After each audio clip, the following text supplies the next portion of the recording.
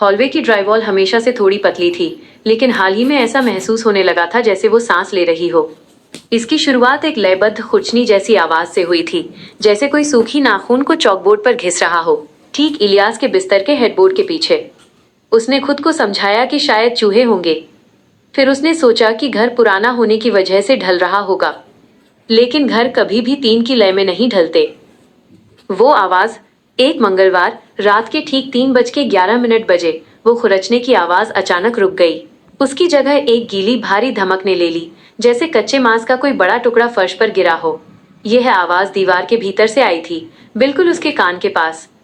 इलियास उठकर बैठ गया, उसका दिल पसलियों से टकरा रहा था। उसने अपनी हथेली उस फूलों वाली वॉलपेपर पर रखी। वह गर्म थी, कमरे की सामान्य गर्माहट नहीं, बल्कि एक जीवित शरीर की धड़कती हुई तेज बुखार जैसी तपिश। वह दृश्य, उसने अपने कबाड़ की दराज से एक कटर यूटिलिटी नाइफ निकाला। उसे नहीं पता था कि वो ऐसा क्यों कर रहा है। उसे बस इतना पता था कि दीवार का तापमान 102 डिग्री नहीं होना चाहिए। उसने कागज पर एक छोटा सा एक्स बनाया और उसे उधेड़ दिया। कागज के पीछे कोई धूसर प्लास्टर या लकड़ी के खंभे नहीं थे। वहां एक पीली पारभासी झिल्ली थी जो कसकर खिंची हुई थी। उस झिल्ली के पीछे उसने कुछ हिलते हुए देखा। एक बड़ी बिना पलकों वाली आंख ऊपर की ओर घूमी और वॉलपेपर की उस दरार से उसकी आंखों में झांकने लगी। वो इंसान नहीं थी, लेकिन वो बुद्धिमान थी। वह एहसास।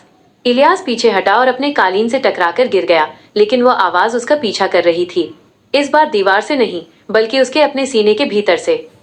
खुरच, खुरच, खुरच। उसने अपनी त्वचा की ओर देखा। उसकी पसलियां उसे कसी हुई महसूस हो रही थीं, जैसे अंदर से कोई पिंजरे को झकझोर रहा हो। तब उसे समझ आया कि घर में कोई जीव नहीं घुसा था। घर तो बस एक खोल शेल था।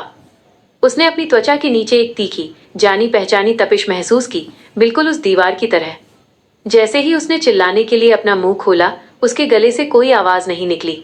उसे सिर्फ एक भारी चीज के टूटने की वही गीली और लयबद्ध धमक सुनाई दी। मुझे लगता है कि अब मैं इसमें समा नहीं पा रहा हूं, एक आवाज फुसफुसाई। लेकिन वो आवाज कमरे से नहीं आ रही थी। वो उसके अपने गले के पिछले हिस्से से आ रही थी, जहां दांतों का एक दूसरा जबड़ा बाहर निकलने लगा था।